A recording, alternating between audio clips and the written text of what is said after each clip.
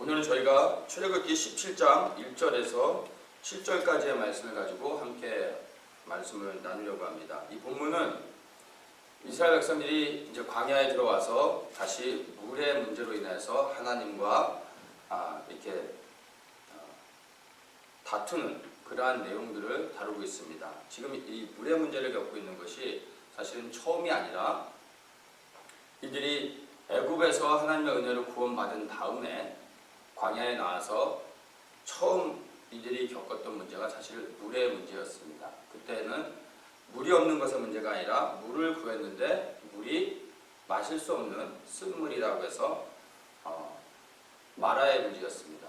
쓴물이기 때문에 먹을 수 없어서 그들이 하나님께 그 고통을 아랠 때 하나님께서 나무를 지시하시고 그 나무를 물에 던져 넣었을 때 마실 수 있는 단물로 변하여서 그들이 물을 먹고 회복이 되어졌습니다. 그리고 그 물의 문제가 해결된 다음에 곧바로 다시 이들에게 찾아온 위기가 뭐였냐면은 먹는 것에 대한 문제였습니다. 그 먹는 것의 문제를 가지고 하나님 앞에 나아갈 때 하나님께서 그들에게 만나와 메추라기를 통해서 그들의 배고픔의 문제를 해결해 주시면서 그 이후로부터 하나님께서 계속해서 매일 아침마다 이들에게 먹을 수 있는 양식, 하늘의 양식, 만나를 공급해 주셨습니다. 그리고 그 만나를 공급해 주시고 나서 바로 또 연결되어져서 지금 이들이 겪고 있는 문제가 또다시 물의 문제를 겪고 있는 것입니다. 처음에 겪었던 물의 문제와 다른 것이 있다면 지금 17장에서 겪고 있는 이 물의 문제는 마라와 같이 물은 있는데 마실 수 없는 물이 아니라 물조차 구할 수 없는 상황 가운데서 그들이 갈급함으로 목마름 가운데서 하나님께 나아가고 있는 그러한 내용들을 다루고 있습니다. 또다시 겪게 되는 물의 문제, 이것이 하나님의 의도 안에서 왜 이러한 물의 문제를 다시 겪게 되는지를 우리가 목마름의 교훈이라는 제목으로 함께 말씀을 나누려고 합니다. 먼저 첫 번째 목마름의 교훈 1절을 한번 보도록 하겠습니다. 이스라엘 자손이 온 회중이 여호와의 명령대로 신광야에서 떠나 그 노정대로 행하여 르비딤의 장막을 쳤으나 백성이 마실 물이 없는지라. 그래서 뭐라고 얘기하냐면 여호와의 명령대로 신광야에서 떠났다라고 말합니다. 광야에서 제일 중요한 것은 하나님의 말씀에 순종하는 것입니다. 광야를 가장 잘하는 사람, 그리고 광야를 그 길을 만든 사람에게 순종하여 가는 것이 광야의 여정 가운데 가장 중요한 것입니다. 하나님이 광야를 만드셨고 또한 그 길을 내신 분입니다. 그래서 하나님의 말씀에 순종하여 광야의 길을 걷는 것은 너무나 중요한 것입니다. 그래서 우리가 인생의 여정 가운데 이제 구원을 받고 우리의 삶을 새롭게 시작할 때 하나님의 말씀에 순종해서 그 말씀을 따라 살아가야 되는 것입니다. 문제는 이들이 하나님의 명령에 순종하지 않은 것이 아니라 하나님의 명령대로 떠나 그 광야의 길을 행했는데 결과는 무엇입니까? 마실 물이 없다라는 것입니다. 하나님의 말씀에 순종했는데 마실 물이 없습니다. 이것이 지금 이스라엘 백성들이 당한 현실인 것입니다. 하나님의 말씀에 순종했는데 마실 물이 없을 수 있는 것입니까? 우리가 지금 본문을 보는 것처럼 그런 일이 우리의 삶의 현장 가운데서 이스라엘 백성들이 이렇게 당하는 것과 동일하게 일어날 수 있다는 것입니다. 우리는 흔히 하나님의 말씀에 순종하면 우리 인생 가운데 복을 받을 것을 기대합니다. 누가 가르쳐주지 않아도 그것을 우리가 기대하는 마음이 있습니다. 그런데 우리가 하나님의 뜻에 순종한다 할지라도 목마름을 경험할 수 있다는 것입니다. 하나님의 뜻에 순종하고 하나님의 말씀대로 살아간다 할지라도 우리 인생 가운데 고난이나 위기가 찾아올 수 있다는 것입니다. 그렇다면 이들이 지금 겪고 있는 이 목마름의 문제는 하나님의 말씀에 순종해서 겪고 있는 것이기 때문에 당연히 이스라엘 백성들에게서 시작된 것이 아닙니다. 이들은 하나님의 말씀에 순종했습니다. 그렇다면 하나님의 잘못입니까? 하나님께서 애굽에서는 큰 능력들을 행하면서 이스라엘 백성들을 구원해 내셨는데 애굽에서는 힘을 발휘할 수 있었는데 광야에서는 힘을 발휘하지 못하는 애굽에서만 능력을 발휘할 수 있는 그런 하나님이십니까? 광야에 대해서는 잘 모르는 하나님이기 때문에 광야에서 물을 찾지 못하고 있는 것입니까? 그렇지 않죠. 하나님은 전능하신 분이십니다. 광야를 만드셨고 광야 가운데 또한 그 모든 길들을 다 아시고 어디에 물이 있는지 또한 하나님은 아시는 분이십니다. 그럼에도 불구하고 이들이 하나님의 말씀에 순종했는데 광야 가운데서 물을 얻지 못하고 있는 것입니다. 이것은 하나님의 의도 안에 되어진 것을 우리가 이해할 수 있어야 되는 것입니다. 왜 이들이 하나님의 말씀에 순종했는데도 광야 가운데서 물을 얻지 못하고 있습니까? 이유는 너무나 간단합니다. 왜냐하면 광야이기 때문입니다. 광야라는 것은 물이 없다라는 것을 우리가 알고 있습니다. 물만 없는 것이 아니라 먹을 것도 없는 것이 광야입니다. 그래서 광야 가운데서 물을 얻을 때 우리는 거기를 오아시스라고 말하는 것입니다. 원래 광야는 물이 없습니다. 어디를 가나 물이 없는 것이 지극히 정상인 것입니다. 세상의 사람들은 광야 가운데서 오아시스를 찾아다니지만 하나님을 믿는 백성들은요, 물을 찾아다닐 필요가 없는 것입니다. 바로 우리의 생명 대신 그리스도와 함께 동행하면 광야 어디든지 물이 있든 없든 그런 것과 상관없이 하나님과 동행할 때 하나님께서 우리에게 물을 공급해 주시는 것입니다. 그런데 지금 이들은 하나님의 말씀에 순종했는데 물을 얻지 못하고 있습니다. 바로 광야이기 때문에 그렇다는 것입니다. 그렇다면 이들이 광야에 있다라는 것은 무엇을 의미하는 것입니까? 애굽에서 나왔다라는 것을 의미하는 것입니다. 출애굽은 무엇을 상징하는 것입니까? 우리가 너무나 잘 아는 것처럼 애굽을 나왔다라는 것은 구원을 받았다라는 것입니다. 바로의 권세에서 노예의 신분으로 어렵게 살아가던 그들의 삶이 이제는 자유함을 입었다라는 것입니다. 그래서 광야에 있다라는 것은 더 이상 노예가 아니라 자유인이 되었다라는 것입니다. 구원받은 하나님의 백성들 어디에 있습니까? 광야에 있는 곳입니다. 그래서 광야에 있다는 것은 지금 물이 없는 문제를 겪고 있지만 이들이 광야에 있다라는 것은 무엇을 전제하냐면 구원받았다라는 것을 전제하고 있는 것입니다. 그런데 구원받은 자들이 있는 곳이 광야인데 구원받은 하나님의 백성들에게 목마름의 문제가 찾아온다라는 것입니다. 왜냐하면 구원받았기 때문입니다. 광야에 있기 때문입니다. 그래서 구원받은 하나님의 모든 백성들에게는 목마름의 문제가 찾아오게 되어 있습니다. 바로 이 목마름의 문제를 통해서 우리는 이제 무엇을 찾아야 됩니까? 물을 찾아야 되는 것입니다. 목마른 자가 물을 찾기 시작하는 것입니다. 죽은 사람은 물을 찾지 않습니다. 목마르지 않기 때문입니다. 살아있기 때문에 목마른 것입니다. 이들이 애굽에 있을 때는 단 한 번도 목마름의 문제를 겪지 않았습니다. 왜냐하면 그들은 영적으로 죽어 있었기 때문입니다. 그러나 이제 그들이 자유함을 얻을 때 비로소 이들 안에 목마름이 생겨나기 시작했습니다. 그 목마름을 가지고 예수 그리스도를 찾아 나가야 된다는 것입니다. 그래서 목마르다라는 것은 광야에서 목이 마른 것은 죽음을 의미하는 것이 아니라 이제 생명을 소망할 수 있게 되는 것입니다. 그 목마름을 통해 이제 우리의 갈급함을 목마름을 채워줄 수 있는 그리스도를 향하여 나아가게 될 수 있는 그 축복이 된다는 것입니다. 그래서 우리가 구원을 받았는데도 불구하고 그리스도를 향한 목마름이 만약에 없다면 정말 우리가 구원받은 자인지 마귀의 권세에서 자유함을 받아 이제 정말로 광야 가운데 나와 있는 사람인지 우리가 의심해 볼 필요가 있습니다. 그냥 구원받았음을 마음으로 믿고 입으로 고백하며 그냥 확신만 한다고 해서 구원받은 것이 아니라 구원받은 자에게 일어나는 현상, 목마름이 시작된다는 것입니다.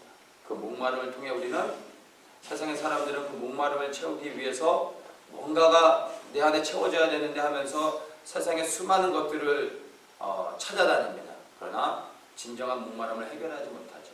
그리스도를 믿는 자들, 구원을 받은 자들은 이제 목마름이 시작될 때 예수 그리스도를 찾아 나가야 되는 것입니다. 그 예수 그리스도를 향한 갈급함이 생기고 그리스도를 찾아 나갈 때 그 목마름을 해결받으며 생명의 물을 마실 수 있게 된다는 것입니다. 목마름의 교훈 첫 번째, 목마를 때 바로 소망, 갈망함을 가지고 그 예수를 찾아 나가야 된다라는 것입니다. 목마름의 교훈 두 번째 말씀입니다. 우리 2절 한번 보겠습니다.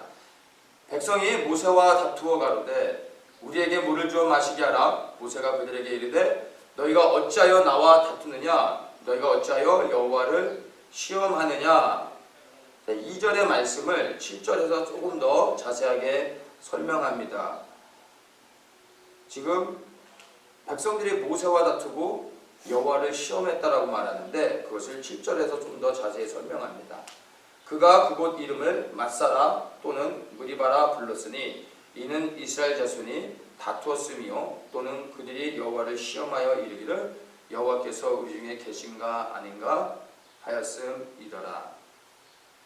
자, 맛사라는 의미는 시험하다라는 그 뜻이 있고요. 무리바라는 의미는 싸우다라는 의미가 있습니다. 그러니까 이스라엘 백성들이 하나님과 싸웠다라고 말할 때는 무리바라 얘기하는 거고, 또 어떤 사람의 관점에서 하나님을 시험했다라고 할 때는 마사라고 얘기합니다. 동일한 장소인데 부르는 이름이 틀린 것입니다. 이스라엘 백성들이 실제로 이게 싸웠다라는 게 하나님과 이 주먹이 오가는 그런 싸움이 아니라 하나님께 대들었다라는 얘기죠. 하나님께 대들었다는 것은 하나님을 의심하고 시험했다라는 얘기입니다. 그래서 이것을 마사라는 단어로서 하나님을 시험했다라는 것으로 우리가 이해할 수 있습니다. 근데 하나님을 시험하는 것을 보다 더 구체적으로 7절 마지막에 얘기해주고 있습니다. 여호와께서 우리 중에 계신가 아닌가 하며 시험했다라는 것입니다. 이 말이 무엇을 의미합니까?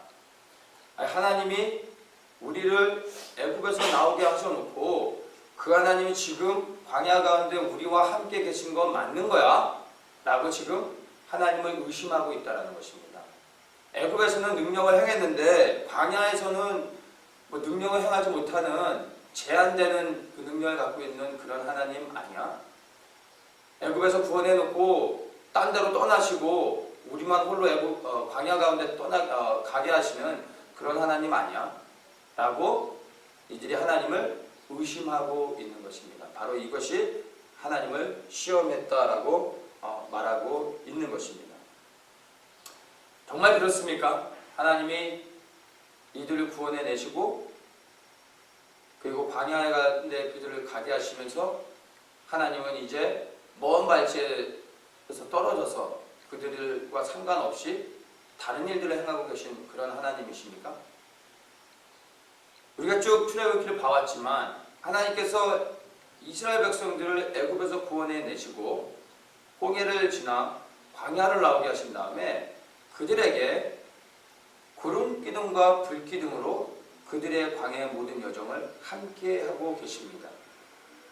낮에는 구름 기둥이 그들 앞에 행진합니다. 구름이 떠나면 그들이 같이 움직이고 구름이 멈춰서면 그들이 멈춰섭니다. 구름이 내려앉으면 그들이 거기서 장막을 칩니다. 그리고 구름이 다시 올라가면 그들이 장막을 걷고 구름이 움직이는 대로 떠나갑니다. 그뿐만 아니라 그 구름을 통해 그 사막의 뜨거운 햇빛을 피할 수 있도록 하나님이 그들에게 그늘이 되셨습니다. 밤에는 그 사막의 그 추운 온도로 인하여 그들이 떨지 않도록 불기둥이 그들이 눈으로 볼 수 있는 불기둥을 통해 그들을 환히 비춰주시며 보호해 주실 뿐만 아니라 따뜻한 온기로서 그 밤에 그들을 지키시고 보호해 주셨습니다. 끊임없이 광야 가운데 구름기둥과 불기둥으로 시각적으로도 보고 경험할 수 있도록 구름기둥과 불기둥으로 그들의 삶을 인도해 주고 계신 것입니다. 그뿐만이 아니라 이들이 배고픔으로 인해 하나님 앞에 간구할 때 하나님은 그들에게 만나를 주셨습니다. 단 한 번 주신 게 아니라 매일 아침마다 나갈 때 그 만나를 거둘 수 있게 되었습니다. 40년의 광야의 모든 여정 가운데 단 하루도 그들이 만나를 거두는 것을 실패한 적이 없습니다. 그들이 열심히 수고하고 땀 흘리고 노력했기 때문에 만나를 얻은 것이 아니라 그냥 아침에 일어나면 만나가 있는 것입니다. 아무런 수고와 노력 없이도 만나를 걷게 되었습니다. 그뿐만이 아니라 그들의 먹는 취향에 맞춰서 하나님이 매출하기도 주셨던 것입니다. 이렇게 지금 광야의 여정 가운데서 하나님께서 실제적으로 그들의 삶 가운데 함께 동행하고 계신 것입니다. 물론 지금 이들이 광야 가운데서 겪는 목마름의 문제, 물이 없는 것도 사실입니다. 그러나 그와 더불어서 광야 가운데서 구름기둥과 불기둥으로 만나와 메추라기로 그들을 먹이시고 그들과 함께 하시며 그들을 보호하고 계신 것도 사실인 것입니다. 근데 이들은 지금 하나님의 그들의 삶 가운데 정말로 삶의 현장 가운데서 그들과 함께 동행하여 주고 계심에도 불구하고 하나님을 의심하며 시험하고 있다라는 것입니다. 구원받은 자는요, 나의 삶을 해석할 수 있는 능력을 갖춰야 됩니다.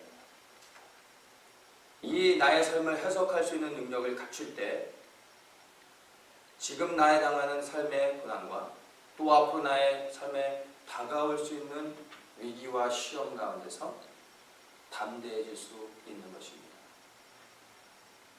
하나님을 믿고 그리고 하나님의 은혜 가운데서 그 나의 삶을 바르게 해석하는 사람들이 하는 고백들이 있습니다. 지나가 보니까 옛날에는 내가 그게 나의 열심으로 해가지고 그 문제를 해결한 줄 알았더니 보니까 이게 하나님의 은혜였었구나. 이게 그냥 운이 좋아서 어떻게 문제가 잘 풀린 줄 알았더니 이게 나의 고난 가운데서 하나님이 나를 일방적으로 보호하고 지키시며 필요를 공급하시고 사람들을 보내셔서 나를 지키셨던 거구나 라는 것이 해석되어집니다. 우리가 미래를 내다보지는 못하지만 과거를 해석할 수 있는 능력이 믿는 자에게 주시는 은혜인 것입니다. 이 하나님이 나를 어떻게 구원하셨고 그 구원하신 하나님께서 나의 삶 속에서 여전히 나의 삶을 인도하고 계신 것들이 해석되어지며 먼저는 과거에 대한 올바른 해석이 되어야 되겠죠. 이 해석이 되어지면 그 나를 구원하신 하나님께서 지금도 나와 함께 하시는 것이 보여지기 시작하는 것입니다. 그러면 물이 없는 것이 커져 보이는 것이 아니라 그 물이 없는 가운데서도 여전히 나와에게 구름기둥으로 불기둥으로 만나와 메추라기로 먹이시고 있는 그 하나님의 실제가 더욱더 커져 보이게 되는 것입니다. 그렇다면 물이 없는 문제도 당연히 하나님께서 해결해 주실 것을 믿을 수 있게 되는 것이고 앞으로 다가올 고난 가운데서 담대히 두려움 없이 그 위기 가운데 설 수 있게 된다는 것입니다. 그 시작이 무엇부터 되는 것입니까? 과거의 나의 삶이 해석되어져야 된다는 것입니다. 그 삶이 나의 과거의 삶 가운데 하나님이 나를 구원하시고 지키시고 보호하셔서 오늘까지 올 수 있었던 것이 하나님의 은혜 안에서 바르게 해석되어질 때 이제 현재와 미래를 당할 고난 가운데서 내가 두려움 없이 설 수 있는 것입니다. 왜냐하면 우리는 그 끝을 알기 때문인 것입니다.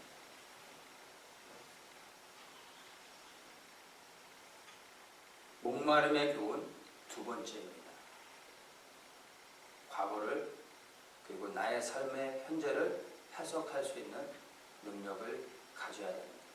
그럴 때 비로소 지금 당하는 고난과 앞으로 당할 고난 가운데서 두려움 없이 설 수 있게 되는 것입니다.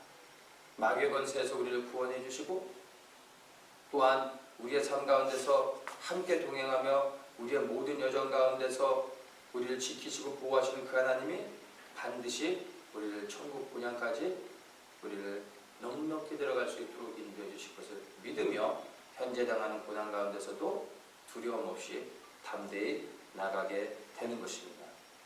나에 당하는 삶의 고난 그리고 그 과거의 하나님의 은혜 가운데서 해석되어지는 그 바른 해석의 능력을 통해서 이렇게 현재 당하는 고난을 담대히 나아가며 이길 수 있는 것입니다.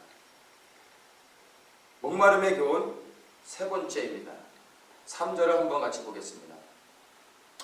거기서 백성이 물에 가라매 그들이 모세를 대하여 원망하여 가로되 당신이 어찌하여 우리를 애굽에서 인도하여 내어서 우리와 우리 자녀와 우리 생축으로 목말라 죽게 하느냐.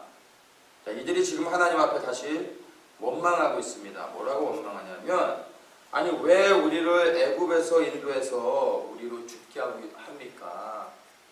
라고 말하고 있는 거예요. 왜 우리를 애굽에서 구원해냈습니까? 왜 우리를 애굽에서 나오게 해서 지금 죽게 하고 있습니까? 이 말이 무엇을 의미하는지 아십니까? 물에 빠진 사람 구해줬더니 뺨을 치면서 보따리 내놓으라고 말하는 것과 똑같은 것입니다. 하나님이 이들을 속여가지고 광야로 데리고 나오셨습니까?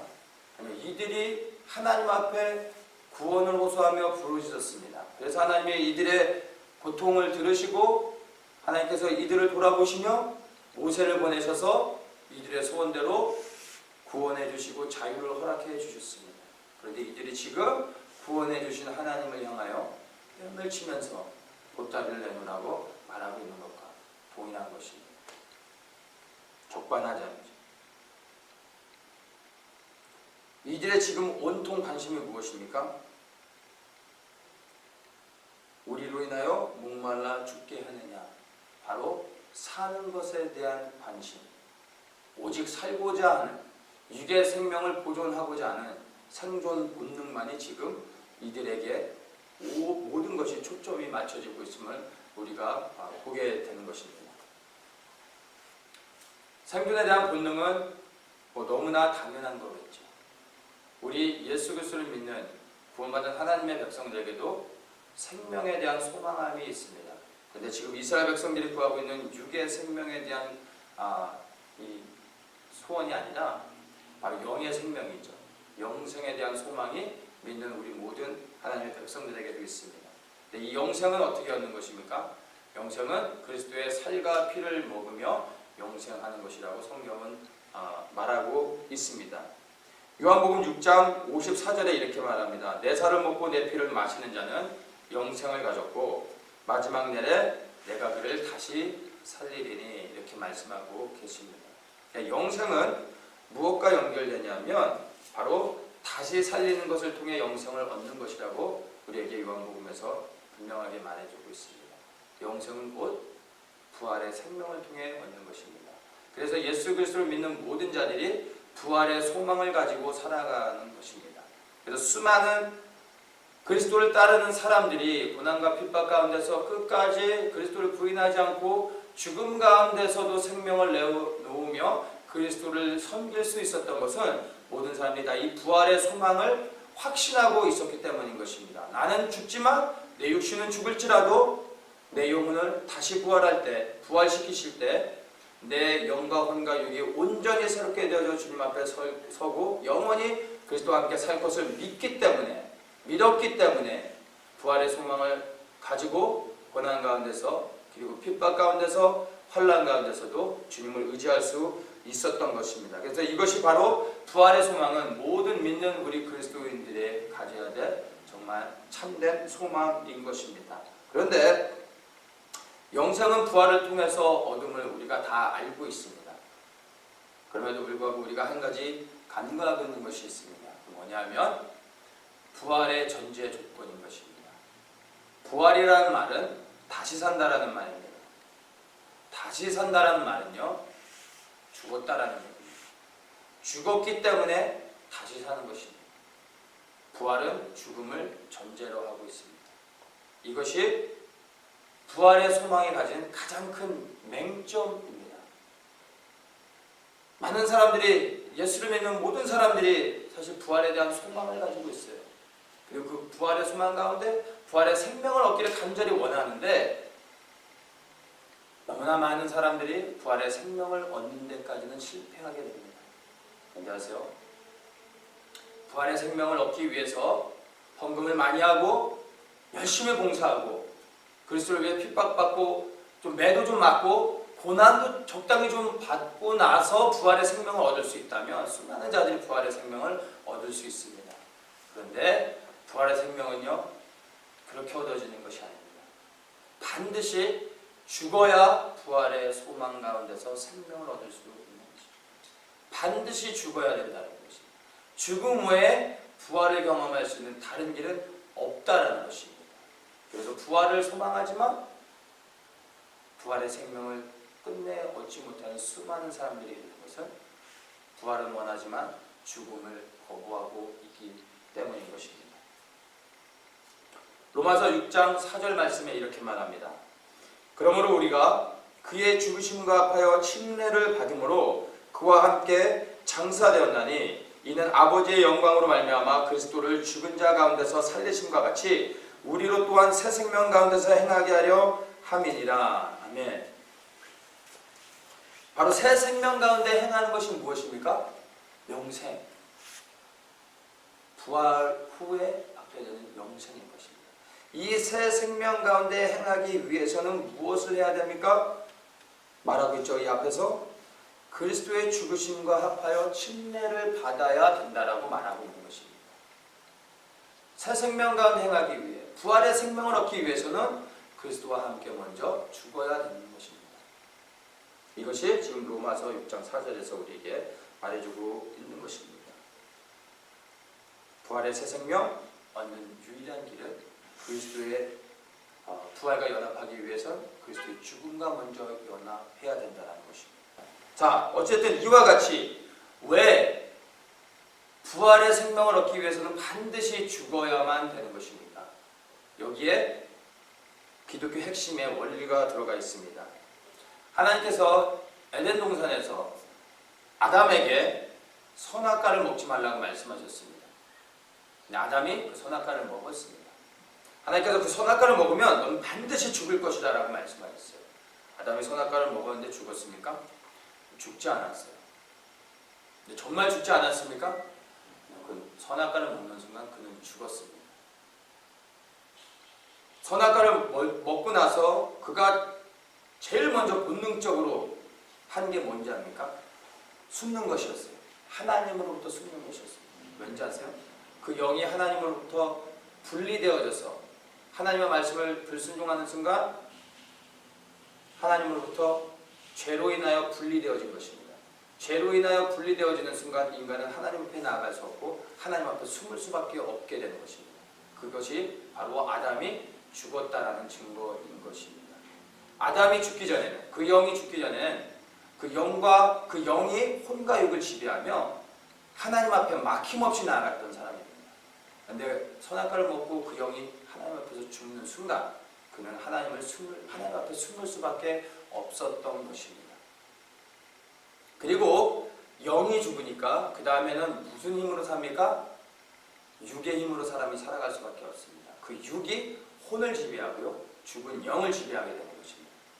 그래서 육적인 사람이 되게 되는 거죠. 육의 생명이 전부가 되고 육을 위해 사는 것이 전부가 되어버리는 것입니다. 그것이 영적인 우리의 문제인 것입니다. 그렇게 살다가 육은 제한되고 유한한 것이기 때문에 반드시 육은 죽게 되어 있습니다. 그리고 실제로 또한 죽게 됩니다.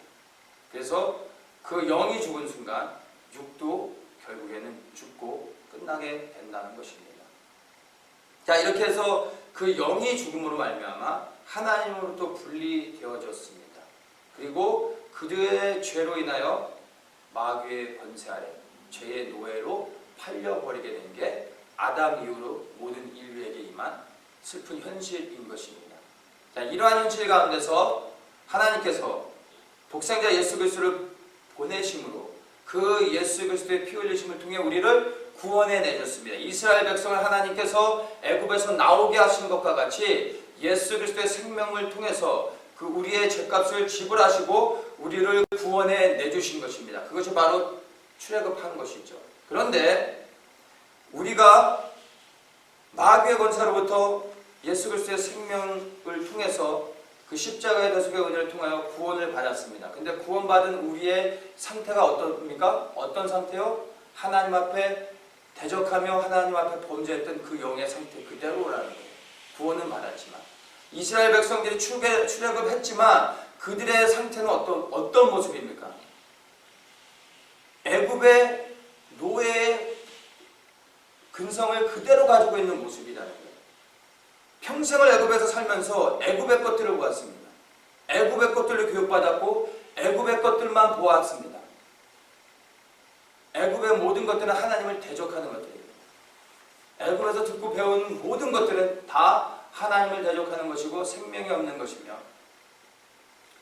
그것으로는 그러한 노예의 근성을 가지고서는 하나님을 섬길 수 없습니다. 그래서 그들을 구원해 내시고 하나님이 광야 생활 가운데서 바로 노예의 근성을 변하게 해서 하나님을 섬길 수 있는 자들로 변화를 이루는 것입니다. 그것이 광야의 여정 가운데 하나님이 계획하신 것이라는 것입니다. 우리가 마귀의 권세로부터 하나님의 은혜 가운데서 예수 그리스도의 생명을 통하여 단번에 구원을 받았지만 우리가 구원받은 그 영적인 상태는 에덴 동산에서 하나님을 대적했던 그 영의 상태 그대로라는 것입니다. 이 하나님을 대적했던 이러한 영의 상태로는 하나님을 섬길 수 없습니다. 그래서 그 영을 처리해야 되는 것입니다. 그것이 바로 죽음을 통해서 그 영을 처리하는 것 외에는 방법이 없다라는 것입니다. 이 영을 그냥 얼르고 달래서 하나님을 섬기게 할 수 있는 게 아닙니다. 참고 인내하면서 그 영을 억눌러서 하나님을 섬기게 할 수 있는 것이 아닙니다. 고쳐서 쓸 수 있는 것이 아니라는 것입니다. 한번 하나님을 대적하여 타락한 영은 그 죄를 맛보았기 때문에 다시는 회복될 수 없다라는 것입니다. 그래서 반드시 죽음을 통해서 하나님을 대적했던 영은 처리되어야 되고 그 죽음을 통해 이제 예수 그리스도의 새 생명이 우리 가운데 임할 때 그 생명, 새 생명으로 인하여 우리가 그 생명 안에서 부활을 경험하며 이제 그 새 생명으로 하나님을 비로소 섬길 수 있다라는 것입니다. 그래서 구원받은 모든 자에게는 바로 새로운 피조물이 된다라고 성경이 우리에게 분명히 말해주고 있는 것입니다. 그 새로운 피조물이 된다는 것은 새로운 옷을 입었다라는 것이 아니라 내 속사람이 완전히 변화를 이루는 것입니다. change가 아니라 transformation, replace 하는 것입니다. 내가 아니라 새로운 영, 바로 예수 그리스도의 부활의 영이 내 안에 생명으로 들어오게 되는 것이고 그 생명 안에서 나는 함께 더불어서 일으켜짐을 받는 것이라는 것입니다. 그래서 바로 이 죽음이 누구에게 요구되어집니까? 구원받은 자에게 이 죽음이 요구되어진다는 것입니다. 애굽에 있을 때 하나님께서 이들의 목마름을 통해서 죽음을 요구하지 않으셨습니다. 구원해 내신 다음에 광야에서 이들이 목마름을 겪고 있다는 것입니다. 구원받은 하나님의 백성들은 이제 출애굽한 후에 광야에서 목마름의 문제를 겪게 됩니다. 그것이 의미하는 것은요, 죽음인 것입니다. 우리에게 죽음을 요구하고 계신 것입니다. 비로소 우리가 구원받았기 때문에 이제 죽음을 통과해서 그리스도와 함께 우리가 죽고 그리스도의 부활의 능력에 힘입어 그 부활 생명 안에서 함께 일으켜짐을 받는 것입니다. 우리가 사는 것이 아니라 우리 안에 예수의 생명이 이제 우리 안에서 우리의 삶을 통치할 때 우리는 그 말씀에 따라 순종하며 살아가게 되며 비로소 하나님을 온전히 섬길 수 있게 된다라는 것입니다.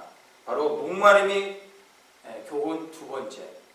우리가 목마름을 느낄 때 우리는요, 목마름의 교훈 세 번째. 바로 이 목마름을 느낄 때 우리는 반드시 살려고 하지 말고 죽어야 된다는 것입니다. 그런 죽는 데까지 나아가시는 여러분들 되시기를 저와 여러분들에게 축복합니다. 목마름이 주는 교훈, 결론입니다. 6절 말씀을 한번 보겠습니다. 내가 거기서 호렙산 반석 위에 너를 대하여 서리니 너는 반석을 치라. 그것에서 물이 나리니 백성이 마시리라. 모세가 이스라엘 장로들의 목전에서 그대로 행하니라. 그래서 반석과 물이라는 단어가 나옵니다. 반석은 우리가 아는 것처럼 의심의 여지 없이 예수 그리스도를 상징하는 것입니다. 그 가운데서 특별히 고린도전서 10장 4절의 말씀을 보면 명확하게 우리에게 그 반석이 무엇을 의미하는지를 말해주고 있습니다. 다 같은 신령한 음료를 마셨으니 이는 저희를 따르는 신령한 반석으로부터 마셨음에 그 반석은 곧 그리스도시라. 이것이 반석이 의미하는 것입니다. 반석은 우리 그리스도인 것입니다. 그 반석에서 물이 나오는 것입니다.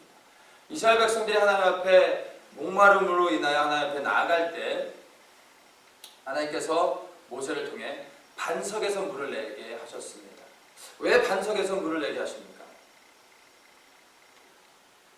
그냥 그 땅에서부터 물이 나오게 하실 수도 있습니다. 아니면 하늘에서부터 물이 떨어지게 할 수도 있습니다. 아니면 자고 일어났더니 아침에 만나가 내려졌던 것처럼 깊은 웅덩이가 생겨서 거기에서 물을 얻을 수도 있습니다. 수만 가지 다른 방법으로 하나님께서 그들에게 물을 공급하실 수 있는데 하나님은 광야 생활 가운데 그들에게 물을 공급하실 때 항상 반석에서 물을 내셨습니다. 바로 예수 그리스도를 통해서 반석이신 그리스도를 통해서 물이 생명의 물이 공급된다는 것을 그들에게 시각적으로 보여주며 배우고 깨닫고 믿게 하기 위한 것이었습니다. 그런데 그 반석에서 나는 물이 무엇입니까? 그것이 요한복음 4장 14절에서 말해주고 있습니다. 내가 주는 물을 먹는 자는 영원히 목마르지 아니하리니 나의 주는 물은 그 속에서 영생하도록 솟아나는 샘물이 되리라. 자, 이 말씀이 예수님이 수가성의 사마리아 여인과 나눴던 대화입니다. 너는 이 물을 마시면 또 목마를 것이다. 그러나 내가 주는 물을 마시면 너는 영원히 목마르지 아니고 다시는 물을 들어올 필요가 없다라고 말씀해 주셨습니다. 근데 그 말씀은 한 번 그냥 물을 마시고 나면 더 이상 평생도록 갈증이 없다라는 것이 아니라 바로 이 말씀과 같이 뭡니까? 반석이신 그리스도가 내 속에 임하셔서 그 반석에서부터 샘솟는 물이 날마다 솟아나는 것입니다.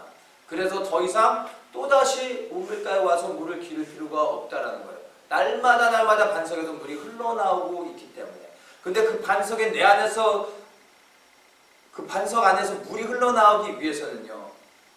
내 안에 그 반석에 들어가서 물이 흘러나오기 위해서는 그리스도와 함께 죽어야 된다는 거예요.